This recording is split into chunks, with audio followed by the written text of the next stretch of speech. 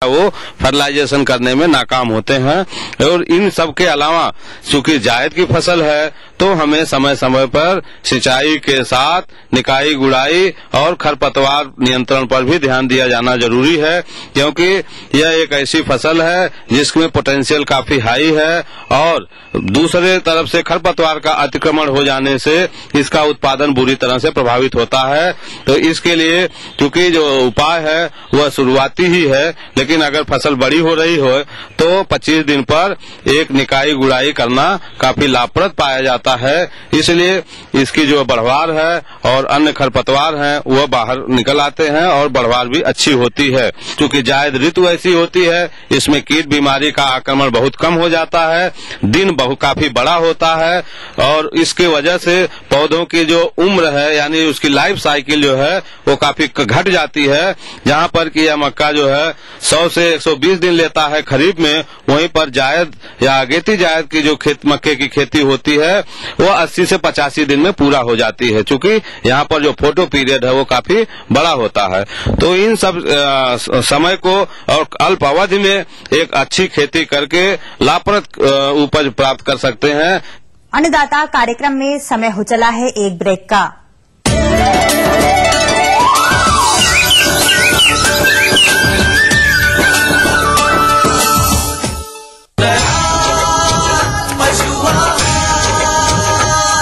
असली भरोसेमंद दयाल पशु आहार, दूध दमदार, आंख शानदार। कृषि एवं कृषि आधारित व्यवसायों में किसानों के सामने आ रही बाधाओं एवं चुनौतियों के समाधान हेतु अन्नदाता लेकर आया है निःशुल्क फोन हेल्पलाइन सेवा 1800-425-4085 सोमवार से शनिवार साय 5 से 6 बजे केवल उत्तर प्रदेश एवं उत्तराखंड हेतु।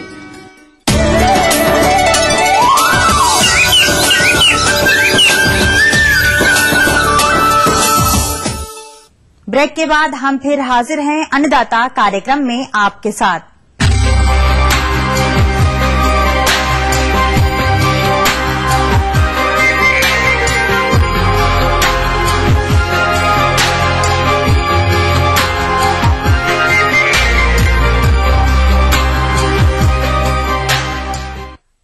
किसान भाइयों, गर्मी का मौसम चल रहा है तथा हमारे कई कृषक बंधु केचुए से खाद निर्माण करते हैं, परंतु गर्मी के मौसम में केचुए के रखरखाव व प्रबंधन कार्य जैसे छायादार जगह, पिट में नमी का स्तर तथा नमी संरक्षण, कचरा का उपयोग, शत्रु कीटों से बचाव आदि की जानकारी के अभाव में नहीं कर पाते हैं, जिससे इन्हें अच्छी गुणवत्ता वाली खाद नहीं प्राप्त होती है। हमारे एक किसान भाई भी ग्रीष्म काल में केचुए के रखरखाव पर जानकारी दे रहे हैं, तो आइए मिलते हैं उन्हीं से। केचुआ खाद तैयार करने में बिल्कुल सरल विधि है, बस लेकिन उन चीजों का बचाव करना पड़ता है थोड़ा सा, जैसे आकाव की पत्ती है, धतूरे की पत्ती है, बेशरम की पत्ती है, नीम की पत्ती है।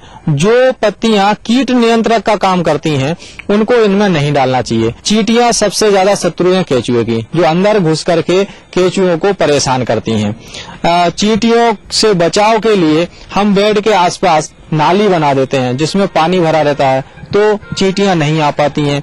बेडों के ऊपर भी हम टाट डाल के रखते हैं। पक्षियों से केचुओं को बचाना पड़ता है क्योंकि ये इनको बड़े चाव से खाते हैं। दीमक से भी कई बार बचाव करना पड़ता है। यदि आपके बेड में पानी ठीक मात्रा में नहीं छिड़का गया, गोबर हल्का सा सूखा सा है, तो दीमक भी उसमें दीमक का भी प्रकोप हो सकता है। केचुओं के बचाव के लिए जैसे दीमक रहती है, चींटी रहती है, पक्षी रहते हैं, तो पक्षियों के लिए तो मैंने बता दिया, टाट डाल दीजिए, ढक दीजिए उनको, तो ज्यादा पक्षी परेशान नहीं करते हैं, या ऊपर से जाली रख दीजिए।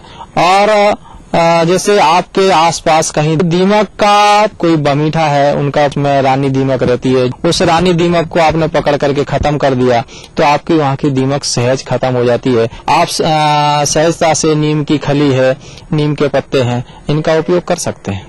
किसान भाइयों, अभी आपने एक कृषक के अनुभवों को सुना। गर्मी के मौसम में केचुओं की देखरेख व प्रबंधन पर और अधिक जानकारी के लिए आइए मिलते हैं कृषि विज्ञान केंद्र पवार खेड़ा की विषय विशेषज्ञ डॉक्टर संध्या मौर्य से। किसान भाइयों, सबसे पहले आप ध्यान रखें कि जो गर्म वायु का प्रवेश है वो आपके केचुए के ऊपर से नहीं निकलना चाहिए। तो आप छप्पर जो आपने बनाया हुआ है वो पेड़ के नीचे नहीं है यदि, तो आप उसको 2 या 3 जगह से जो है उसको ढक करके या कवर करके रखें। दूसरा किसान भाइयों चाहिए कि सीधे जो है ताजा गोबर घोल करके आपको वर्मी पिट में नहीं डालना चाहिए। इसका कारण होता है कि जो गोबर है एकदम से गर्मी उत्पन्न करता है। तो हम पहले आपको गोबर को ठंडा कर लेना है या उसको सड़ा लेना है, उसके बाद ही जो है आपको गोबर का उपयोग अपने वर्मी कंपोस्ट के लिए उपयोग में लाना चाहिए। आप जो लेयर डाल रहे हैं या जितना कितना गाढ़ा घोल आप जो केंचुए के लिए उपयोग में ला रहे हैं तो उसकी जो घोल है वो थोड़ा सा पतला होना चाहिए, कम से कम गर्मी के समय में, क्योंकि ये जो है ये भी नुकसान हमारे केंचुए को कर गर्मी में, क्योंकि हमारे पास कचरा कम होता है। तो आप ध्यान रखें कि थोड़ा सा आप छोटे हिस्सों में करके या जो भी आप कचरा उसमें डाल रहे हैं तो बहुत मोटे कचरे का आपको उपयोग में नहीं लाना चाहिए, क्योंकि इसका प्रभाव जो है आपके वर्म पर पड़ेगा। इतनी जल्दी आपको जो कि खाद मिलनी चाहिए थी उतनी जल्दी जो है आपको प्राप्त नहीं हो पाती है। रखरखाव या वर्मी पिट का रखरखाव की बात आती है तो गर्मी में कम से कम इस बात का ध्यान रखिएगा कि बहुत ऊंचे ढेर जो है वो ना बनवाएं, क्योंकि जो वायु का आवागमन जो है उसमें जो है आपको विपरीत प्रभाव इसमें हमको देखने को मिलता है। साथ ही साथ जो है आपने यदि वर्मी पिट में इस तरीके की व्यवस्था नहीं की है कि केंचुए जो है एक पिट से दूसरे पिट में यदि जा सकें तो आप व्यवस्था करें, क्योंकि इसका विपरीत प्रभाव भी ग्रीष्म ऋतु में हमको चूहों के स्वास्थ्य पे देखने को मिलता है। आप साथ ही साथ ये भी ध्यान रखें कि जो भी आपने वर्म तैयार किया हुआ है या आपको पता है कि जो कंपोस्ट है वो बहुत ही चाय पत्ती के समान जो है तैयार हो जाता है, तो बहुत समय तक जो आपका कंपोस्ट है उसको भी आपको नहीं रखना। यदि आपका वर्मी कंपोस्ट तैयार हो चुका है तो उसको हटा करके अतिरिक्त खाद के रूप में जो कचरा जो है या गोबर की पतला गोबर जो है उसकी लेयर आपको देनी है।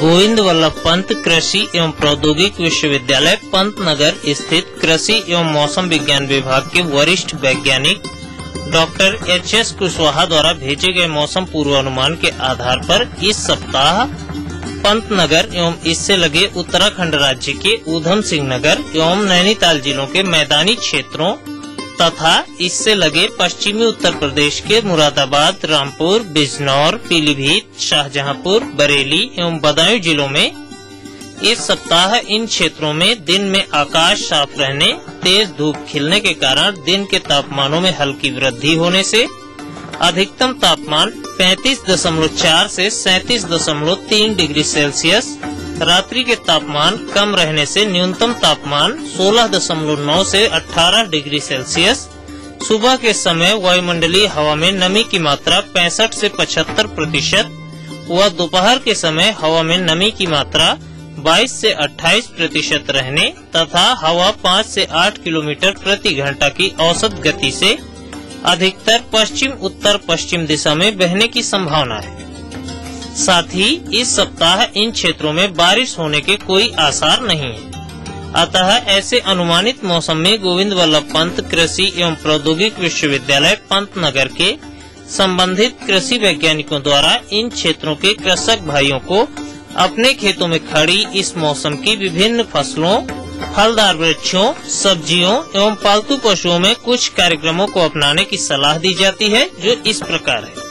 गेहूं की फसल पककर कटाई हेतु तैयार है। साथ ही इस सप्ताह के प्रारंभिक दिनों में इन क्षेत्रों में हल्के बादल छाए रहने लेकिन बारिश न होने की संभावना को ध्यान में रखते हुए सलाह दी जाती है कि किसान भाई गेहूं की पकी फसल की कटाई एवं मड़ाई का कार्य इस सप्ताह तुरंत प्रारंभ कर दें, चूँकि सुबह तथा साय के समय कम तापमान रहने एवं कम गति की हवा बहने से मौसम ठंडा रहेगा।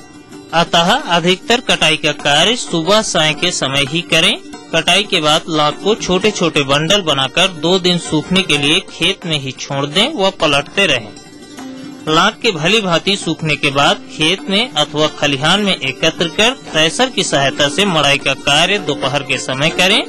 जिन किसान भाइयों के पास सिंचाई के पर्याप्त साधन उपलब्ध हैं तथा मक्का की फसल को हरे भुट्टो के रूप में बेचकर आय में वृद्धि करना चाहते हैं, उन्हें सलाह दी जाती है कि वे इस सप्ताह जौ, गेहूं, मटर, मसूर आदि की पक्की फसलों की कटाई के बाद खाली हुए खेतों में हरे भुट्टे बेचने हेतु मक्का की बुआई के लिए खेत तैयारी करें। मसूर की पक्की फसल की कटाई मड़ाई का कार्य इस सप्ताह करें। गन्ने की समय से बोई गई फसल 45 दिनों की हो गई है। तापमानों में संभावित वृद्धि के कारण इस अवस्था की फसल में अगोला शूट बोरर का प्रकोप हो सकता है, अतः उपयुक्त कीटनाशी का छिड़काव करें। लेकिन जो किसान भाई इन कीटों का नियंत्रण जैविक विधि द्वारा करना चाहते हैं, वे इन कीटों के दिखाई देते ही ट्राइकोग्रामा फिलोनिस परजीवी के 10 से 12 ट्राइकोविट कार्ड अर्थात 20 से 25 हजार अंडे प्रति एकड़ की दर से 4 से 6 बार प्रयोग करें। गेहूं की फसल की कटाई के बाद खाली हुए खेतों में हरी खाद वाली फसलों जैसे ढैंचा, सनई आदि की इस सप्ताह बुआई करें। इस सप्ताह संभावित तापमानों में वृद्धि होने के कारण लीची के फलक वाले वृक्षों में फलों के डंठलों को क्षति पहुंचाने वाले कीटों के प्रकोप की संभावना है, अतः इन कीटों को दिखाई देते ही नियंत्रण हेतु 10 ग्राम सुहागे को 1 मिलीलीटर कार्बारिल व 3 मिलीलीटर नुआक्रान प्रति लीटर पानी की दर से घोल बनाकर पेड़ों पर छिड़काव करें। अमरूद के पेड़ों में फूल बनने हेतु इस सप्ताह अनुकूल तापमान रहने की संभावना है, जो कि बरसात के मौसम में फल देंगे। चूँकि अमरूद के फल वर्षा ऋतु में कीट एवं बीमारियों से ग्रस्त होने के कारण खराब गुणवत्ता वाले होते हैं, साथ ही उपज कम होती है, अतः बरसात की फलत को रोकने एवं जाड़े की फलत को बढ़ाने हेतु सलाह दी जाती है कि किसान भाई अमरूद के बागों में इस समय सिंचाई न करें। ऐसा करने से अमरूद के पौधों की पत्तियां पानी की कमी के कारण गिर जाएंगी तथा जो फल बनेंगे वह भी शीघ्र झड़ जाएंगे। खेतों में खड़ी सब्जी की फसलें जैसे प्याज, भिंडी, बैंगन, टमाटर, मिर्च आदि में खरपतवार निकालें तथा सिंचाई कर आवश्यक नमी बनाएं। अधिक दूध प्राप्त करने के लिए पशुओं को ऐसा संतुलित रातिब मिश्रण खिलाएं जिसमें 18 से 20% प्रोटीन व कुल पाचक तत्व 75% हो। भैंस को दिन में पानी भरे नजदीकी पोखर या तालाब में जाने दें। तो किसान भाइयों, यह थे इस सप्ताह के मौसम के पूर्वानुमान। अगले सप्ताह हम पुनः हाजिर होंगे मौसम आधारित कृषि परामर्श के साथ। अन्नदाता कार्यक्रम में समय हो चला है एक और ब्रेक का।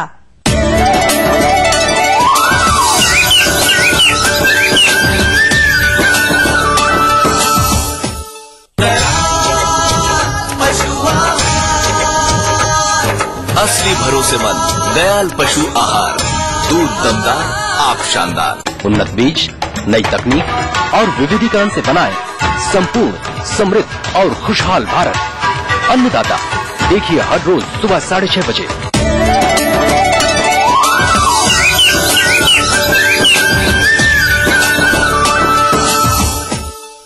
ब्रेक के बाद हम फिर हाजिर हैं अन्नदाता कार्यक्रम में आपके साथ।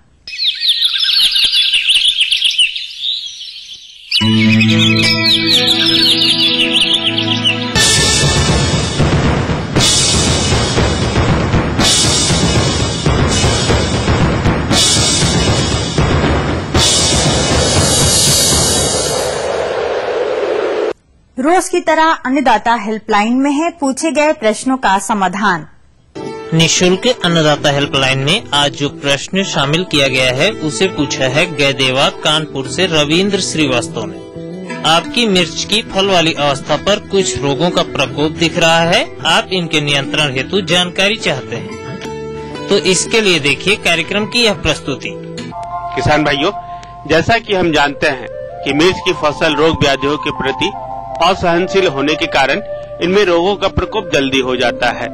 आज हम जिन रोगों की बात कर रहे हैं उनमें पहला नाम जो आता है वह है मिर्च का उकठा रोग, जिसे हम विल्ट के नाम से भी जानते हैं।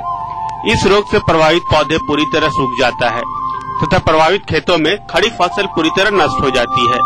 इसी क्रम में मिर्च का दूसरा रोग है, उससे हम चुर्रा मुर्रा यानी पत्ती मोड़क नाम से भी जानते हैं। इस रोग से ग्रसित पौधे की पत्तियां मुड़ जाती है तथा पत्तियों पर सफेद धब्बे बन जाते हैं तथा पत्तियां गुच्छे के रूप में हो जाती है। इसके वजह से पौधे की बढ़वा रुक सी जाती है और पौधे तथा उसमें लगे हुए फल छोटे रह जाते हैं। यह रोग मुख्यतः सफेद मक्खी के कारण होता है। अब आइए बात करते हैं इन रोगों के निदान पर। तो किसान भाइयों, पहले हम बात करते हैं उकठा या विल्ट रोग की।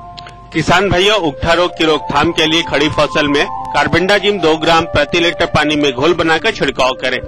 साथ ही साथ अगर कहीं खेत में रोग ग्रसित पौधे दिखाई पड़े तो तत्काल उखाड़ कर नष्ट कर दे। खेतों से जल निकास की उचित व्यवस्था रखें। दूसरा प्रमुख रोग है चुर्रा मुर्रा या पत्ती मोड़क। इस रोग के निदान हेतु हमें सर्वप्रथम रोगरोधी किस्मों का चुनाव करना चाहिए तथा बीजों को नर्सरी में बुआई से पूर्व 2 ग्राम थीरम प्रति किलोग्राम बीज के हिसाब से उपचारित कर बुआई करें तथा नर्सरी अवस्था में सफेद मक्खी यानी रस चूसक कीटों की आगमन से रोकने के लिए पौधशाला नायलॉन जाली से ढक कर रखें। इसके बाद पौध रोपाई से पहले पौधों की जड़ों को इमिडाक्लोरोपीड के घोल में जड़ों को उपचार करने के बाद ही रोपाई करें। किसान भाई, चुर्रा मुर्रा रोग से बचाने के लिए सर्वप्रथम आप पौध रोपाई से पहले खेतों के चारों ओर फंदा फसल के रूप में ज्वार, मक्का, बाजरा की फसल को लगा दें। इसके बाद तेल 5 मिलीलीटर प्रति लीटर के हिसाब से छिड़काव करें। अगर फिर भी रोग का प्रकोप दिखाई पड़े तो मिथाइल डेमेटॉन की 2 ग्राम मात्रा प्रति लीटर के हिसाब से छिड़काव करें। इसके अतिरिक्त किसान भाइयों, खेतों में पौध रोपाई के बाद पीले चिपचिपे प्रपंच का प्रयोग करें।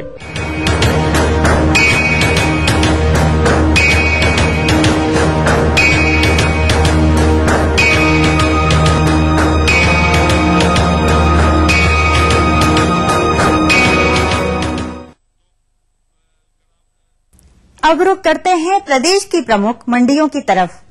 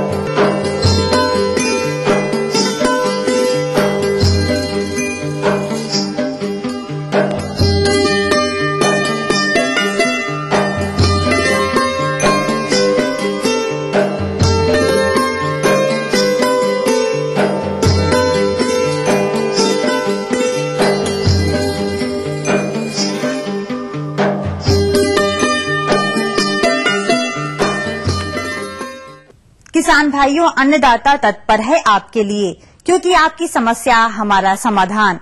इस हेतु पत्र लिखें इस पते पर। हमारा पता है प्रोड्यूसर अन्नदाता, ETV Uttar Pradesh Uttarakhand, Ramoji film city Hyderabad 501512, या फिर मेल करें annadaata.up@etv.co.in पर। फिलहाल अन्नदाता कार्यक्रम में आज इतना ही। कल फिर मिलेंगे कृषि संबंधित नवीनतम जानकारियों के साथ। तब तक के लिए आज्ञा दीजिए। नमस्कार।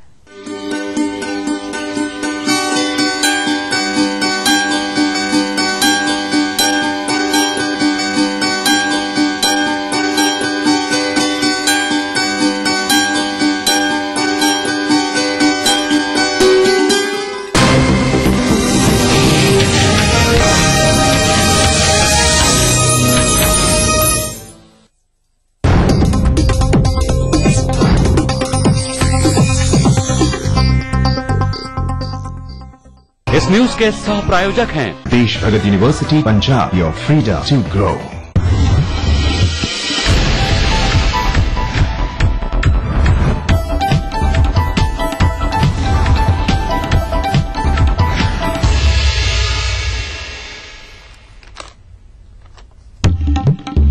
चुनावी तैयारियों को लेकर सपा और बसपा की बैठक आज। मुलायम यूथ फ्रंट के साथ करेंगे बैठक। मायावती प्रदेश पदाधिकारियों को करेंगी संबोधित। शाहजहांपुर में नाबालिग से बलात्कार, पीड़ित के पिता ने गांव के आदमी पर लगाया आरोप। पुलिस कर रही है आरोपी की तलाश।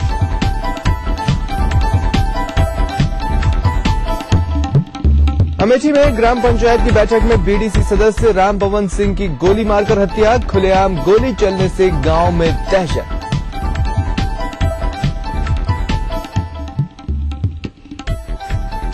अलीगढ़ में मुख्य चिकित्सा अधिकारी के खाते से 30 लाख रुपए गायब। सीएमओ ने दर्ज कराई FIR।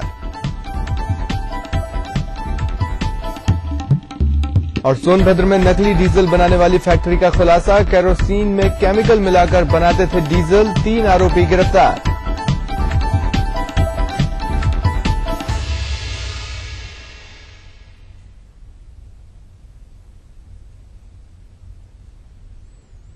नमस्कार, स्वागत है आप सभी का अपना यूपी में। मैं हूं स्वप्निल। शुरुआत बड़ी खबर से।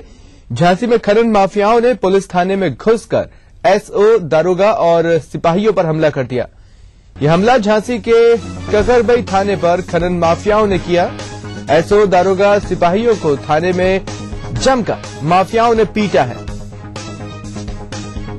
आपको बता दें कि पुलिसकर्मियों ने किसी तरह बैरकों में घुसकर अपनी जान बचाई है। बालू लदे ट्रैक्टर ट्रॉली को जबरन माफिया छुड़ा भी ले गए। इस मामले में 5 नामजद और 30 अज्ञात लोगों पर मुकदमा दर्ज कर लिया गया है। पुलिस ने 2 आरोपियों को भी गिरफ्तार किया है।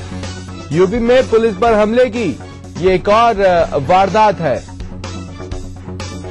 बदमाशों के हौसले तो बुलंद थे ही, और अब ये भी साफ हो गया है कि अवैध खनन कराने वाले लोग भी बिल्कुल खौफ नहीं खाते हैं कानून का। और लक्ष्मी नारायण हमारे संवाददाता हमारे साथ फोन लाइन पर मौजूद हैं। लक्ष्मी, इससे बड़ा तमाचा क्या हो सकता है यूपी पुलिस के मुंह पर? जी स्वप्निल, जिस तरह पुलिस जो है राजनीतिक दबाव और माफियाओं के संरक्षण में, माफियाओं के दबाव में जिस तरह से काम करती है, तो उसका साइड इफेक्ट इस तरह से देखने को मिलता है कि जब पुलिस ठीक कार्रवाई करती है तब भी ये माफिया डरते नहीं है और पुलिस को चुनौती देते हुए थाने तक पे हमला कर देते हैं। थाने में पुलिस कर्मियों से मारपीट करते हैं और इस तरह आपराधिक घटनाओं को अन्य क्षेत्रों में तो अंजाम देते हैं। थाने में भी इस तरह का कुकृत्य करने से वो नहीं सकते। तो इसके लिए कहीं न कहीं पुलिस जिम्मेदार है, क्योंकि वो अपराधियों पर जो कार्रवाई करती है वो बराबरी के हिसाब से नहीं करती है। वो अपराधियों का कर्ज देख के कार्रवाई करती है कि कहीं इसको कोई राजनीतिक संरक्षण या किसी अन्य तरीके का संरक्षण तो नहीं मिला हुआ है। जी समझ जी हाँ, जाहिर तौर पर लक्ष्मी, मैं आपसे जानना चाहता हूं इस पूरे घटनाक्रम में पुलिस कैसे इतना लाचार हो सकती है? अगर सबसे ज्यादा ताकतवर पुलिस को कहीं होना चाहिए तो अपने थाने के अंदर होना चाहिए। जी, पुलिस को सबसे ज्यादा ताकतवर ऐसे लोगों के खिलाफ होना चाहिए जो कानून व्यवस्था को चुनौती देते हैं, लेकिन इसका इस तरह का रोल रहता है। अक्सर बालू माफिया जो होता है पुलिस की साठगांठ से इस तरह का कारोबार चलाते हैं, तो पुलिस की मिली भगत के बिना इस तरह का कारोबार चलाना संभव नहीं होता है। और उसके होता है कि जब कोई ईमानदार माफिया के खिलाफ कार्रवाई करने की पहल करता है तो बालू माफिया उससे डरते नहीं है। चलिए, बहुत बहुत धन्यवाद तमाम बातचीत के लिए लक्ष्मी। तो ये बड़ी खबर हम आपको बता रहे हैं और ये खबर अपने आप में ये सवाल उठा रही है कि आखिर यूपी में किसका राज है, किसकी चलती है। झांसी में खनन माफियाओं ने पुलिस थाने में घुसकर एसओ, दारोगा और सिपाहियों को पीटा है। ये हमला झांसी के ककरबई थाने पर खनन माफियाओं ने किया है। एसओ, दारोगा, सिपाहियों को थाने में जमकर पीटा गया है। आपको बता दें कि पुलिसकर्मियों ने बैरकों में घुसकर किसी तरह अपनी जान बचाई, जबकि माफिया बालू लदे ट्रैक्टर ट्रॉली को छुड़ा कर ले गए।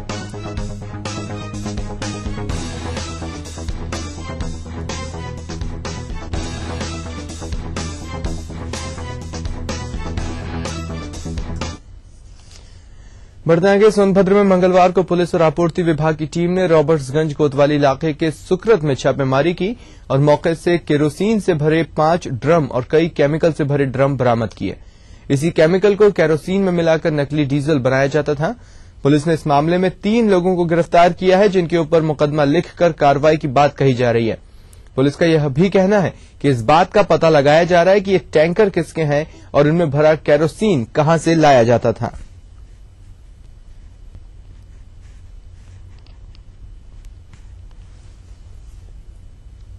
पुलिस अधीक्षक मुख्यालय के निर्देशन में क्षेत्र अधिकारी नगर, तहसीलदार तथा डीएसओ जिला आपूर्ति अधिकारी की संयुक्त टीम के द्वारा सुक्रत में छापा मारा गया, जिसमें मिट्टी का तेल, नकली डीजल बनाने वाले केमिकल्स और टैंकर तथा 3 आदमी गिरफ्तार हुए। आपको बता दें कि पुलिस और आपूर्ति विभाग की संयुक्त टीम ने रॉबर्ट्सगंज कोतवाली इलाके के सुक्रत में छापेमारी की और केरोसिन से भरे 5 ड्रम और कई केमिकल से भरे ड्रम बरामद किए। बताया जा रहा है कि इसी केमिकल को केरोसिन में मिलाया जाता था और नकली डीजल बनाकर मार्केट में उतारा जाता था। 3 लोग गिरफ्तार किए गए। इनके ऊपर मुकदमा लिखकर कार्रवाई की बात कही जा रही है। पुलिस का यह भी कहना है कि यह पता लगाया जा रहा है कि टैंकर किसके हैं, इनमें भरा केरोसिन कहां से लाया जाता था। और अनूप श्रीवास्तव हमारे संवाददाता हमारे साथ फोनलाइन पर मौजूद हैं। अनूप, बड़ी सफलता लेकिन अधूरी सफलता। सही कहा आपने स्वप्निल, इस बात में ये काफी समय से चल रहा था सुकृत इलाके में धंधा, और इसमें नकली डीजल बनाने का कारोबार काफी जोरों पर चल रहा है सोनभद्र में।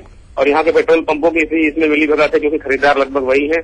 और जिला प्रशासन को सूचना मिली थी कि इस तरह का कारोबार सुकृत इलाके में चल रहा है, और इसमें जो है छापा मारा। लेकिन छापामारी के साथ ही जो ये टैंकर जो पकड़े गए चोरी के बताए जा रहे हैं, इन पर नंबर भी गलत है। और इसमें जो डीजल आता था, ये इसमें जो मिट्टी का तेल जो टैंकरों में भरा हुआ था वो कहाँ से आता था, क्योंकि ये राफलिंग का है। और इसमें बिना अधिकारियों को मिली भगत से इतने बड़े पैमाने पर केरोसिन किसी व्यक्ति को मिलना और उसको नकली डीजल बनाया जाना, ये बहुत ही संदेह की बात है। इसमें बिना विभागीय अधिकारियों को मिली भगत के धंधा संचालित नहीं किया जा सकता है। जी स्वप्निल। यह लेकिन अनूप, कड़ियां इस तरह से आगे जोड़ी जानी चाहिए जांच की और कार्रवाई की कि ये पता चले कि आखिर किसके संरक्षण में ये सब कुछ होता था। 3 लोगों को पकड़ के खामोश बैठने से कुछ नहीं होगा। जी बिल्कुल, इसमें काफी बड़े बड़े लोगों का हाथ है, इसमें कोई संदेह नहीं है, क्योंकि इतने बड़े पैमाने पर धंधा ये चल रहा है। और इसमें पुलिस यहाँ तक कि हाथ डालने से भी काफी परहेज करती है। और इसमें आपूर्ति विभाग की साफ मिलीभगत है, क्योंकि ये इतने बड़े पैमाने पर धंधा हो रहा है और सीमावर्ती क्षेत्र है ये, यहाँ पे अन्य प्रदेशों की भी सीमाएं लगी हुई। और जाहिर सी बात है कि ये टैंकरों के माध्यम से डीजल बना करके अन्य प्रदेशों में भी इसकी आपूर्ति की जाती रही, क्योंकि काफी बड़े पैमाने पर धंधा चलता हुआ नजर आ रहा है। 5 टैंकरों में जो है ये केरोसिन पकड़ा गया है, और इसकी पुष्टि पुलिस ने भी की है और प्रशासन ने भी की है। हालांकि अभी इसके पीछे किन सफेद पोषों का हाथ है और किन लोगों के संरक्षण में धंधा चल रहा था, उन पर अभी तक पुलिस हाथ नहीं डाल सकी है, क्योंकि काफी इसमें दबाव की बातें भी सामने आ रही हैं। बहुत बहुत धन्यवाद तमाम जानकारी के लिए। आप नजर बनाए रखें अनूप।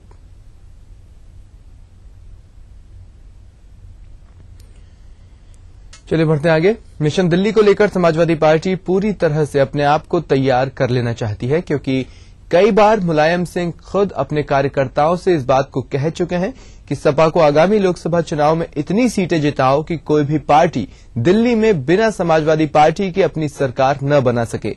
आज लखनऊ में सपा युवा फ्रंटल की बैठक में सीएम अखिलेश यादव ने इस बैठक को बुलाया है। ये बैठक पार्टी मुख्यालय में सुबह 11 बजे शुरू होगी, जिसमें सपा के राष्ट्रीय अध्यक्ष मुलायम सिंह यादव कार्यकर्ताओं को संबोधित करेंगे।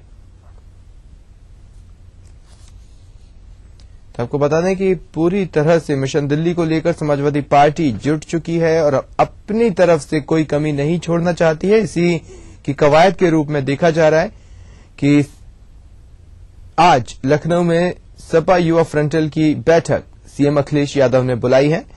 इस बैठक में पार्टी मुख्यालय में सुबह 11 बजे शुरू होगी, जिसमें सपा के राष्ट्रीय अध्यक्ष मुलायम सिंह यादव कार्यकर्ताओं को संबोधित करेंगे। यूथ फ्रंटल की ये बैठक है। आपको बता दें कि सपा सुप्रीमो पहले कई बार अपने कार्यकर्ताओं से ये कह चुके हैं कि सपा को आगामी लोकसभा चुनाव में ज्यादा से ज्यादा सीटें जिताने की कोशिश करें, ताकि कोई भी पार्टी दिल्ली में बिना समाजवादी पार्टी के अपनी सरकार न बना सके। और संजय राजन हमारे संवाददाता हमारे साथ फोन लाइन पर मौजूद हैं। संजय, एजेंडा तो समझ में आ रहा है इस बैठक का, लेकिन जो जरूरी निर्देश है वो अमूमन वह के वही रहेंगे जो पिछली बार थे। देखिए, मिशन पर तो समाजवादी पार्टी अपने मिशन दिल्ली के कवायद में जुटी हुई है, क्योंकि पार्टी आलाकमान का ये मानना है कि नवंबर तक मध्यावधि चुनाव के आसार हैं केंद्र में। तो निश्चित तौर पर इसको लेकर के समाजवादी पार्टी चाहती है कि अपनी तैयारियों को पुख्ता किया जाए। आपको याद होगा कि सबसे पहले इन्होंने अपने संगठन की बैठक ली थी, उसके बाद विधायकों की बैठक ली थी, और आज जो है ये अपनी यूथ ब्रिगेड की बैठक ले रहे हैं सपा सुप्रीमो मुलायम सिंह यादव। हालांकि ये बात अलग है कि पिछले 4 महीने से जो समाजवादी पार्टी का जो युवा ब्रिगेड है वो चारों फ्रंटल संगठन भंग किए गए हैं और अभी तक पुनर्गठन नहीं हुआ है। लेकिन आज बैठक बुलाई गई है, वर्तमान अधिकारियों की बैठक बुलाई गई है, और जाहिर सी बात है समाजवादी पार्टी की जो ताकत है वो इनकी युवा टीम ही है जिसके बदौलत विधानसभा में शानदार जीत हासिल हुआ था पार्टी को। और अब लोकसभा चुनाव के लिए इस ब्रिगेड को एक बार फिर तैयार करने की कवायद में जुटे हुए सपा सुप्रीमो मुलायम सिंह यादव और प्रदेश अध्यक्ष अखिलेश यादव। जिस जाहिर तौर पर मिशन दिल्ली को लेकर संजय इनकी अपनी महत्वाकांक्षाएं हैं, लेकिन